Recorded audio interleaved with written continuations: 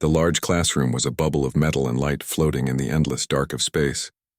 It was part of a great school for many species. The air smelled of strange chemicals and the low hum of machines. Students of all shapes and sizes filled the room. Some had many eyes. Others had skin like stone or tentacles instead of arms. They talked in clicking, buzzing, and whispering sounds. In the middle of this strange group sat two humans. They looked very plain compared to the others. The girl was named Ji-Yun. She had dark hair and calm, watchful eyes. She sat perfectly still in her seat. Her back was straight. Her hands were folded on the desk. She did not fidget or look around. She was like a stone in a flowing river. Next to her was a boy named Min-Soo. He was less calm. His eyes moved around the room, watching the other students. He tapped his fingers softly on his leg. He felt the constant quiet fear of being so far from home. He looked at Ji-Yun, envying her stillness. At the front of the room stood Professor Han. He was a Zolorian. He was tall and thin, with long, gentle fingers and skin the color of a pale leaf. He was a good teacher, known for being fair.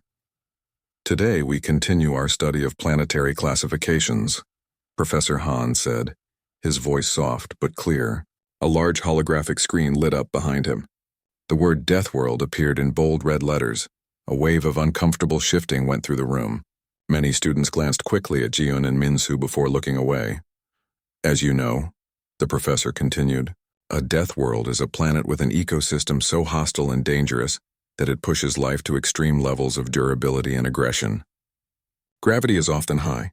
The weather is violently unpredictable. Predators are common and competition for survival is constant. Pictures flashed on the screen. A planet of swirling storms, a creature with 6 legs and teeth like knives, a jungle where the plants themselves seemed to move. The most famous example in this sector, Professor Han said, and the most recent addition to the galactic community, is the planet known as Earth. Another picture appeared. It was a beautiful blue and white globe. It looked peaceful from space. Ji-Yun looked at it and her expression did not change, but her eyes seemed to get a little darker. Earth, the professor explained, has a gravity field 25% stronger than the galactic standard. Its axial tilt creates seasonal extremes that can freeze or scorch vast regions. It has a dominant predator species, Homo sapiens, which achieved apex status not through natural armor or immense size, but through intelligence, cooperation, and relentless persistence. He changed the picture. Now it showed a large furry animal with huge claws and teeth. This is a grizzly bear, he said. It possesses strength enough to shred a standard transport vehicle. Its sense of smell can detect food from many miles away. He changed the picture again. This one showed a big cat, golden-colored and muscular, hiding in long grass. This is a lion. It is a social hunter. It works in groups to surround and overwhelm prey much larger than itself. Min-Soo shifted in his seat. He did not like this. It felt like his home was being put on display like a zoo. He looked at Ji-Yun. She was still as a statue. But perhaps the most fascinating and terrifying aspects of Earth's biosphere, Professor Han said, are the smaller, more insidious dangers. The screen showed a tiny insect. This is a mosquito. It is a flying insect that drinks the blood of other animals. In doing so, it can spread tiny organisms called parasites and viruses that cause deadly diseases. It is responsible for more deaths than any large predator. He showed another creature, this one with a hard shell and many legs. This is the cockroach. It can survive high levels of radiation. It can eat almost anything. It is very, very difficult to eliminate. The alien students made sounds of disgust. A student with glossy blue skin shuddered. Professor Han noticed the discomfort in the room. He saw Ji-Yun and Min-Soo sitting quietly. He felt a little sorry for them.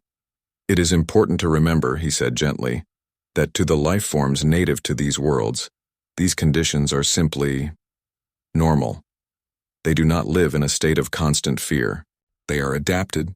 They are a part of their world as we are a part of ours. But his kindness was lost in the frightening images. The other students saw the claws, the teeth, the disease-spreading insects. They saw a world of endless, brutal struggle.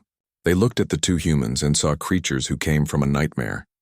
Just then, the door to the lecture hall slid open with a sharp hiss. The conversation stopped. All heads turned. A figure stood in the doorway. It was Agent Kale from the Galactic Compliance Bureau. Everyone knew the Bureau. They were the ones who made sure all the rules were followed. They were not often friendly, Agent Kale was a Tarkasian.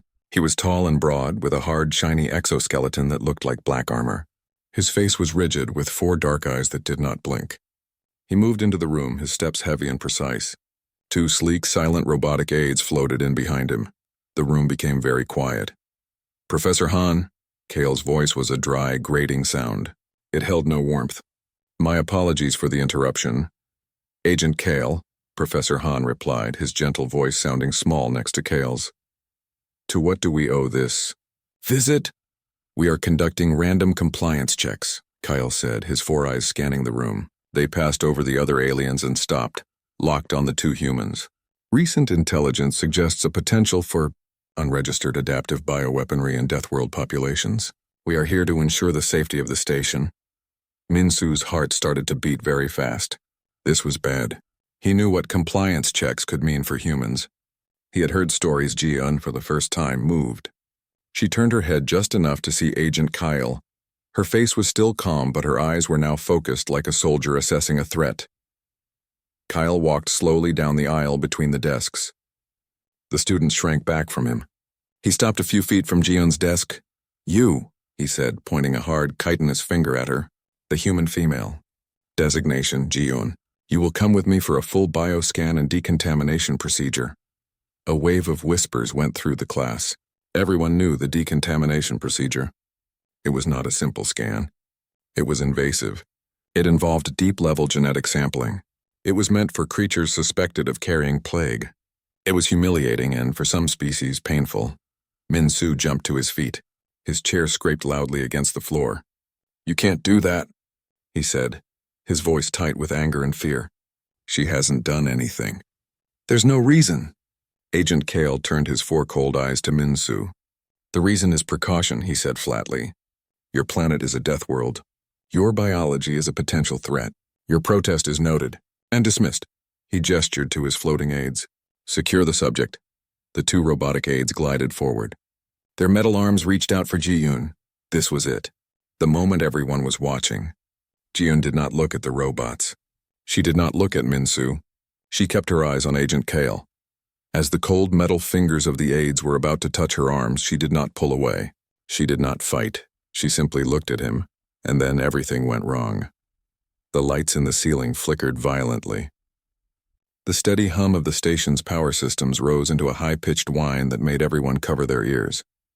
The beautiful, clear hologram of Earth behind Professor Hahn twisted and broke apart into a mess of colored light before vanishing completely. All around the room, screens went black. The personal data slates on every desk flashed a bright red error message: "System malfunction." The small recording device on Agent Kale's own belt let out a sad little beep, and its light died. The 2 robotic aides froze in place, their arms still outstretched, their internal lights going dark. In less than a second, every single camera and recording device in the room had shut down. The classroom was plunged into a deep, unnatural silence. The only light came from the dim emergency strips along the floor. No one moved. No one spoke. They were all trapped in a moment that no one was recording. A moment that officially was not happening at all. Create more chapters, headings, or parts numbers in each par. The silence was the loudest thing Minsu had ever heard. It was a heavy, thick blanket that smothered the room. The gentle hum of the life support systems, the constant whisper of the air recyclers, the soft electronic chirps from 100 different devices. It was all gone. The only thing left was the frantic beating of his own heart in his ears. He stared at the 2 robotic aides. They were frozen, perfectly still like metal statues. Their glowing eye sensors were dark. Their grasping hands were only inches from Ji-un's arms. She had not moved a muscle. She still sat with her back straight, her hands folded. But her calmness was different now. Before, it had been the quiet of a student trying not to be noticed. Now it was the terrifying stillness of a mountain. Agent Kyle stood rigid. His 4 dark eyes darted around the dead classroom. He tapped the communication device on his wrist. There was no response, not even static. He looked at his own official recorder on his belt. The light was off. He pressed the button. Nothing happened. A low, frustrated growl rumbled in his chest. "What is the meaning of this?" he demanded, his grating voice cutting through the quiet. He was not looking at Ji-un. He was looking at Professor Han, as if the teacher was responsible for this malfunction. A power surge? This is impossible. The Academy's systems have redundant backups. Professor Han raised his long, gentle hands in a gesture of innocence and confusion. His large eyes were wide. I do not know, Agent. I have never seen anything like it. Every system, it is all offline. A student near the back, a slender being with large, sensitive ears, whimpered. The silence. It hurts, it whispered, pressing its hands over its ears. Min-Soo finally found his voice. It came out as a hoarse whisper. Ji-Yoon? She did not look at him. Her gaze was fixed on Agent Kale. It was not a look of anger or fear. It was a look of simple, cold assessment. She was studying him, the way a scientist might study a strange new insect. Kyle's attention snapped back to her. The connection was impossible to ignore. The malfunction had started the moment his aides tried to touch her. His four eyes narrowed. This was not a coincidence. This was a response. He said, the word sharp and accusing. What did you do? Slowly, deliberately, Ji-Yoon unfolded her hands and placed them flat on the desk. It was a small movement, but in the tense silence it felt as loud as a thunderclap. She did not stand up. She did not need to. The entire room was already leaning away from her. I did nothing, she said. Her voice was quiet, but it carried perfectly in the dead air. It was the same calm voice she used in class, but now it had a new weight to it. You are the one who attempted to seize me. You are the one who brought weapons into a classroom. She glanced at the frozen robots. Do not play games with me, Deathworlder, Kale snarled. He took a step forward, his armored feet clacking on the floor. This is a trick. Some kind of crude electromagnetic pulse. My engineers will trace the source and you will be held responsible for damaging station property. Ji-Yoon's head tilted slightly. An electromagnetic pulse would have fried their circuits. It would leave burn marks. It would smell of ozone. She gestured with her chin towards the robots. Look at them. They are not damaged. They are sleeping. Their power is simply gone. Can your engineers trace silence, Agent Kale? Min-Soo watched, his mouth dry. He knew Ji-Yoon was smart, but this was different. She was speaking like a lawyer, like a general. She was in complete control. Kale took another step, now standing directly over her desk. He was a massive, intimidating figure. I do not need cameras to enforce the law. You will come with me now. He reached out one of his own hands, bypassing the frozen robots. His hard, chitinous fingers reached for her shoulder. It was the worst mistake he could have made. The moment his fingers were about to make contact, the air in the room grew cold. A sharp, static charge made the fine hairs on Min-Soo's arms stand up. The dim emergency lights flickered, casting jumping, monstrous shadows on the walls. Ji-Yoon's eyes never left Kale's. I told you, she said, her voice dropping to a whisper that seemed to vibrate in their very bones. Do not touch me. Kale's hand stopped. It did not freeze like the robots. It was still under his control. But he could not move it forward another millimeter. An invisible wall, solid as steel, was blocking his path. He pushed, his arm muscles straining against his exoskeleton. Nothing. He could not move his hand forward or pull it back. He was trapped. A look of pure, undiluted shock appeared on his rigid face. His four eyes widened. This was not technology. This was something else. You wanted to see a Deathworld adaptation, Agent Kyle? Ji-Yoon said, her voice still that calm, terrible whisper. You are looking at it. She finally stood up. She was not tall, especially next to the hulking Tarkasian, but in that moment she seemed to fill the entire room. The other students gasped and shrank back further into their seats. Professor Han could only stare, his long fingers pressed to his mouth. You and all the other civilized species, Ji-Yoon continued. You evolved with your technology. You built tools to protect you. You built sensors to see for you. You rely on them. You trust them. She took a small step towards him. Kyle, still held by his invisible bonds, tried to step back but found he could not. His feet were stuck to the floor. My world did not give us that luxury, she said. On Earth, the most dangerous predators did not hunt with sound or sight alone. Some hunted with thought. With feeling, they could project silence. They could project fear. They could make you feel alone long before they ate you. She looked around the dark, silent room. To survive them, we had to evolve. We had to become aware of the space between thoughts. We learned to feel the energy that binds all living things. We learned to influence it. Min-Soo felt a chill that had nothing to do with the room's temperature. He had heard stories, of course. old legends about human psychic potential. But he had always thought they were just myths, fairy tales from a primitive past. He never imagined they were true. He never imagined Ji-un could do this. This is impossible, Kale stammered, his voice losing its authority for the first time. Psionic ability of this magnitude. It is unstable.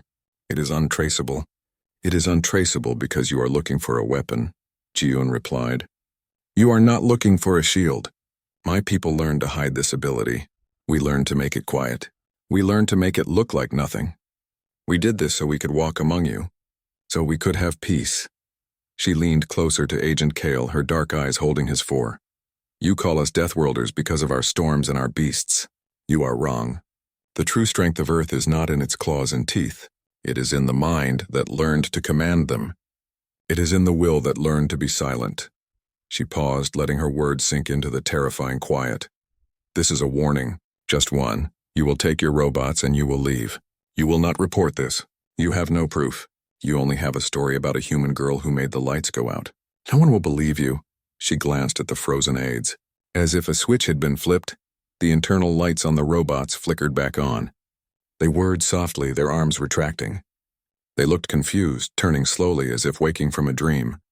The invisible force holding Agent Kale vanished. He stumbled back a step, his armor clanking. He stared at his hand, then at Ji-un, his face a mixture of terror and fury. He had no evidence. He had nothing. Just the memory of an impossible power and the chilling certainty that everything he knew about the universe was wrong. The choice was his.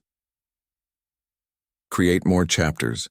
Headings or parts numbers in each par agent. Kale stood frozen, not by any external force but by the sheer weight of what had just happened. The hum of the reactivated robot sounded deafening in the quiet room. He stared at his hand, the one that had been trapped by nothing but air. The memory of that solid, invisible wall was more real to him than the metal floor beneath his feet. His mind raced, searching for a logical explanation, a technological trick he had missed. But there was none. The girl Ji-un had not used a device. She had not pressed a button. She had simply willed it. She had spoken of predators that hunted with thought. The idea was monstrous. It went against every law of physics he knew. He looked at her. She was still standing, her posture relaxed but ready. She was not smiling. She was not threatening him. She was just waiting. She had given him a command, and now she was waiting to see if he would obey. The shame of that burned hotter than any anger. He was Agent Kale of the Galactic Compliance Bureau. He was not supposed to feel fear. He was the one who inspired it. But looking at this small human girl, he felt a deep, primal terror he had never known. It was the fear of the unknown. The fear of something that could not be controlled, measured, or contained. His training screamed at him to subdue the threat, to call for backup, to use force. But his instincts, older and wiser, told him that would be suicide. She had disabled an entire classroom with a thought. What could she do to him if she was truly angry? His eyes darted to Professor Han. The teacher's face was pale, his large eyes filled with a profound understanding. He knew. He understood the significance of what had just been revealed. This was not a simple student rebellion. This was a shift in the balance of power. Agent Kale, Professor Han said softly, his voice cutting through the tension. I think it would be wise to reconsider your course of action. Kale's head snapped towards the professor. Reconsider? She is admitted to possessing an unregistered, catastrophic-level psionic ability. She is a threat to every being on this station. Am I? Ji-un's voice was calm. Did I hurt anyone? Did I damage anything? The systems are already rebooting, look. Kale glanced around. The main lights flickered once, then came back on at full brightness. The holographic projector behind Professor Han glowed to life, displaying the Standard Academy logo. A chorus of beeps and chimes filled the room as students' data slates finished their reboot sequences. It was as if nothing had happened. The only evidence was the memory burned into the minds of everyone present. You threatened me, Kyle accused, his voice low. You threatened me first, Ji-un replied. You called it a compliance check. I call it kidnapping. I defended myself without harming you. That is not a threat. That is a boundary. Minsu finally found the courage to speak. He stepped forward, placing himself slightly between Ji-un and the agent. His heart was still pounding, but he stood his ground. She's right. You have no reason to take her. You have no evidence of any bioweaponry. This was all a mistake. Kale looked from Minsu's defiant face to Ji-eun's calm one, and then to the faces of the other students. They were all watching him. They had seen his powerlessness. They had seen him bested by a child from a backwater world. The humiliation was complete. He knew Minsu was right. What would his report say? The human subject caused a localized, non-destructive systems failure using an undocumented psionic field, then restrained me with an invisible energy barrier after I stated my intent to perform a lawful inspection. It sounded like the ravings of a lunatic. His superiors would dismiss him. His career would be over. Ji-eun seemed to read his thoughts. You have a choice, Agent. You can leave now. You can tell your superiors that your scanners were faulty, that you found nothing wrong, that the human students are compliant and peaceful. That is the truth. She paused, letting her words hang in the air. Or, she continued, her voice dropping, you can try to fight this. You can tell them your story. But if you do, my people will know that peace is not an option. And then, Agent Kale, you will learn what a real threat looks like. It does not look like a frozen robot. It looks like a silent fleet. It looks like a space station where every light, every engine, every life support system goes dark forever. We do not want that, but we are prepared for it. The room was so quiet they could hear the faint buzz of the lights. The threat was not loud or angry. It was simple and absolute. It was a promise. Professor Han moved forward now, stepping into the space between them. He looked at Agent Kale, his expression earnest. Agent, listen to her. She is offering you a path to peace. She could have hidden this power forever. She revealed it only to stop an injustice. This is not an act of war. It is an act of restraint. Do not mistake their patience for weakness. Kyle looked at the two reactivated robots. They hovered passively, awaiting his orders. He looked at his own hands. He was a creature of rules and orders and tangible evidence. He was not built for this shadow war of minds and whispers he had lost. He knew it. Every being in the room knew it. A long, tense moment passed. Finally, Agent Kale's shoulders slumped just a little. The rigid anger drained from his posture, replaced by a weary defeat. He straightened his uniform. He was still an agent of the law. He would retreat with what dignity he had left. The initial scan readings were inconclusive, he said, his voice rough. He was not looking at anyone. There appears to have been a localized power fluctuation that corrupted the data.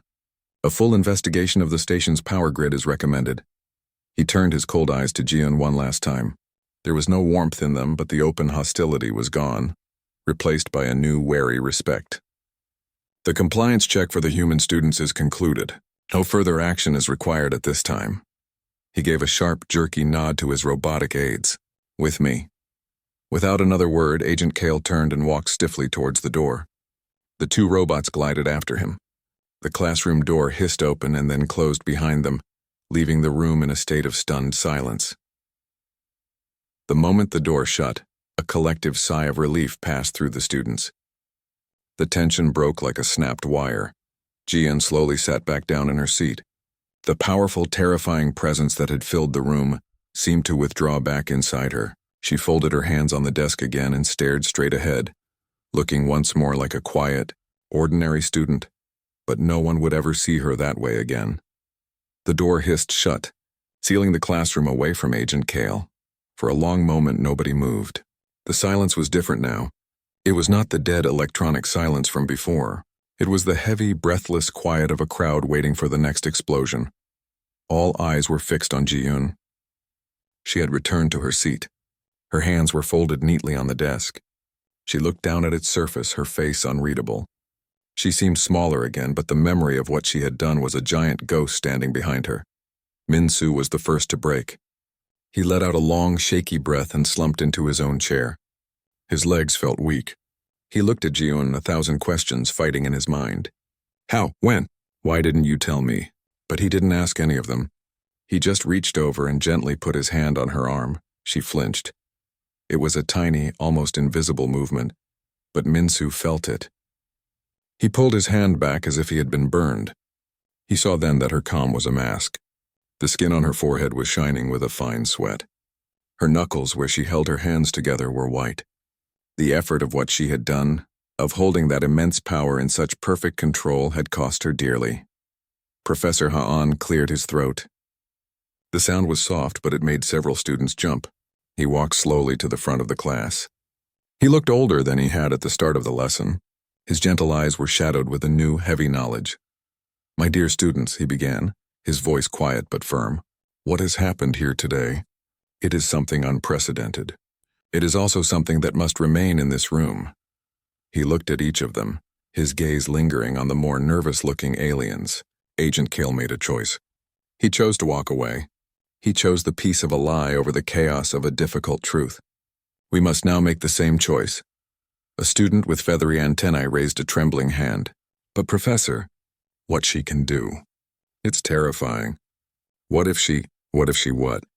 Professor Han interrupted not unkindly. She was provoked. She was threatened with an invasive and frightening procedure. She defended herself without causing a single injury, without leaving a single mark. She used the minimum amount of force necessary to stop the threat. In many ways, it was a perfect act of self-defense." He turned and looked directly at Ji-un. "She showed us a power we cannot understand, but she also showed us restraint. She showed us control. That is what we must remember." He addressed the class again. "The official story will be that there was a power surge, a strange but harmless malfunction. If anyone asks you, that is what you saw. If you speak of invisible walls and silent commands, you will not be believed. You will only cause panic. And panic," he said, his voice dropping, "is what leads to situations like the one we just avoided. It leads to good people making bad decisions." The students looked at one another. They knew the professor was right. Who would believe them? It was a secret they were now forced to keep, for their own safety as much as for Ji-un's. "Class is dismissed for today," Professor Han said softly. "Please go back to your quarters. Be calm. Be thoughtful." There was a slow, shuffling sound as the students began to gather their things. They moved carefully around Ji-un's desk, giving her a wide berth. They did not look at her with anger or even with curiosity anymore. They looked at her with a kind of awe, mixed with a healthy dose of fear. Min-soo waited until most of the class had filed out. The room was almost empty. Professor Han was quietly shutting down the holographic projector. "Ji-un," Min-soo whispered, "are you okay?" She finally looked at him. The mask had slipped a little. She looked tired, deeply tired. "I will be," she said, her voice barely a whisper. "It's draining, like holding your breath for a very long time. All those stories, the old legends, they're true?" "Some of them," she said. She looked down at her own hands. "Not the magic, not the superpowers. It's a sense, like hearing or sight, but different. Most people have a little of it, just a feeling. But some of us, we can focus it. We can use it. Why didn't you ever tell me?" he asked, his voice thick with a confusion of emotions. Hurt, wonder, fear. "Because it is our greatest secret, Min-soo," she said, looking at him with earnest eyes. "The first rule, the most important rule we were ever taught, was to hide it. To never ever show anyone. Our parents, our leaders, they knew the galaxy would fear us. They knew that if others found out, we would be seen as weapons, as monsters. We would never be left in peace." She glanced towards the door where Kale had left. "Today I broke that rule. I had to." Min-soo nodded slowly, beginning to understand the immense weight of her decision. She hadn't just been defending herself. She had been defending all of humanity from a future of suspicion and conflict. By showing their power in a controlled way, she had maybe, just maybe, prevented a war. Professor Han walked over to their desk. He did not come too close. He gave Ji-un a respectful nod. "Ji-un," he said, "I do not pretend to understand what you are or what you did, but I wish to thank you." Ji-un looked surprised. "Thank me, Professor." "For your restraint," he said. "Another species pushed that far might have lashed out. They might have killed Agent Kale to silence him. They might have destroyed the cameras to hide the evidence permanently. You did neither.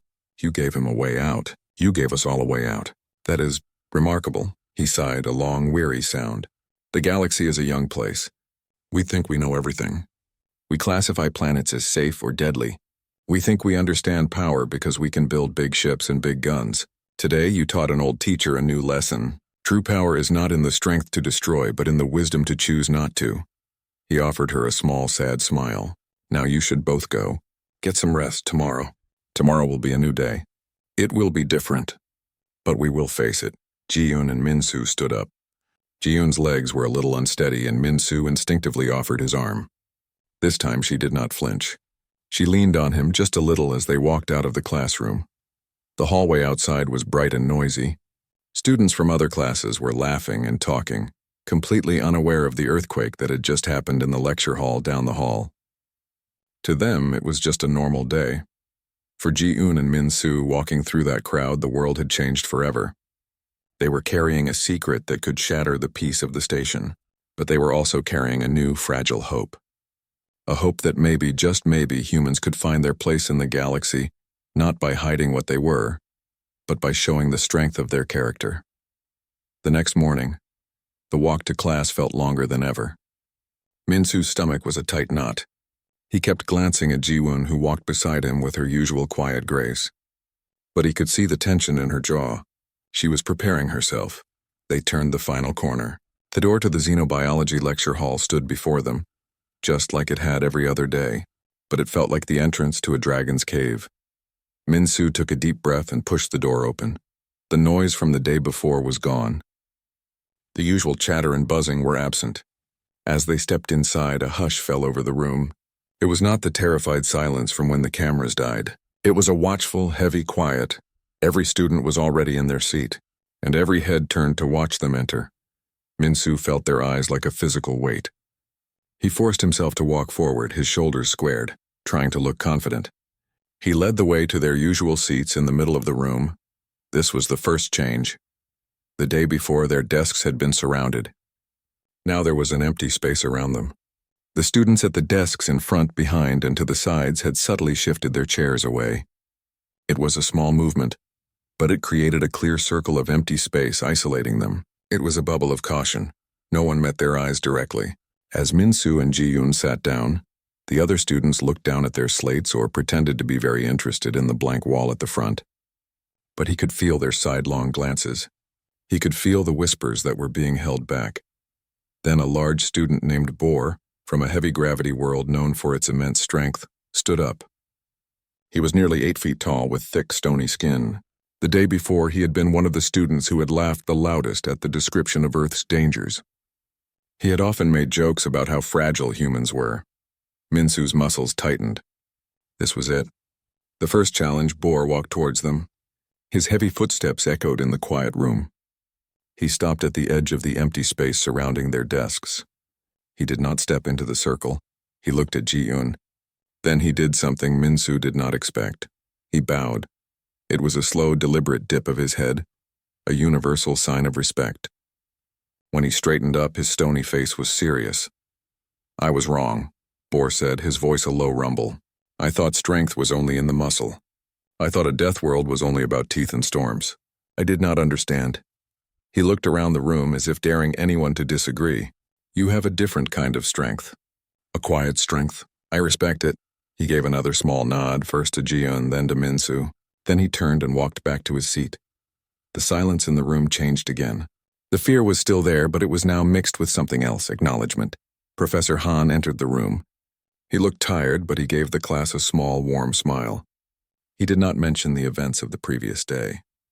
He did not talk about power surges or Agent Kale. "Good morning, class," he said, as if it were any other day. "Today we will discuss symbiotic relationships in the methane oceans of Titan." The lesson began. The hologram lit up, showing strange, glowing fish. Professor Han spoke about cooperation and mutual benefit. The words seemed to carry a double meaning. Min-soo tried to listen, but he was too aware of the room. He saw the way students now looked at Ji-yoon when they thought she wasn't watching. It wasn't the disgust or pity from before. It was a deep, calculating curiosity. They were trying to see the power hidden beneath her calm exterior. When the class ended, the students packed their things slowly. As Ji-yoon and Min-soo stood to leave, another student approached. It was a slender, bird-like creature named Leia, who came from a species known for its incredible speed. Leia stopped a respectful distance away. Her large, liquid eyes blinked slowly. "Your silence," Leia said, her voice a soft chirp. "The one you spoke of, is it loud inside your mind? With all of our thoughts?" Ji-yoon considered the question. She shook her head. No, it is like a river.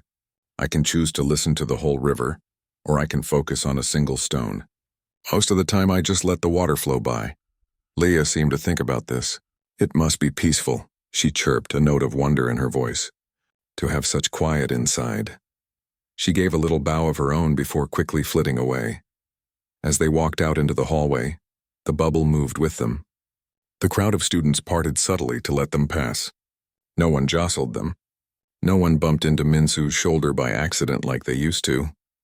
They were given a wide path. It was not friendship. It was not acceptance. It was something more primal. It was the respect given to a powerful, unpredictable force of nature. They were like a lightning storm walking through a field, beautiful, terrifying, and best given a wide berth. Minsu looked at Ji-un. She was watching the other students, her face thoughtful. "Are you okay?" he asked. She nodded slowly. "It's different," she said. "But different is not bad. Before they ignored us or looked down on us. Now they see us. They are afraid, but they are also thinking. They are wondering what else we can do, what else we might know." She turned to him. "It is better to be respected and feared than to be despised and powerless." They walked on, two solitary figures in the bustling hallway. The story of the power surge was already spreading. Some believed it, some did not. But the truth, the real truth of what Ji-un was a secret held by 24 students and one teacher. It was a seed that had been planted. It would change how everyone thought about the quiet Deathworlders from Earth. They reached the intersection where their paths split to go to their next classes. Minsu paused. "See you later," he said. Ji-un gave him a small, genuine smile. The first he had seen since it all began. "Yes," she said. "See you later." She turned and walked down her corridor. The students ahead of her saw her coming and, without even seeming to think about it, shifted to the sides of the hall, creating a clear path for her to walk through alone. She did not look back. She walked with her head held high, no longer trying to hide, no longer trying to be small. She was just a girl from a world that had taught her to be strong in ways the galaxy was only just beginning.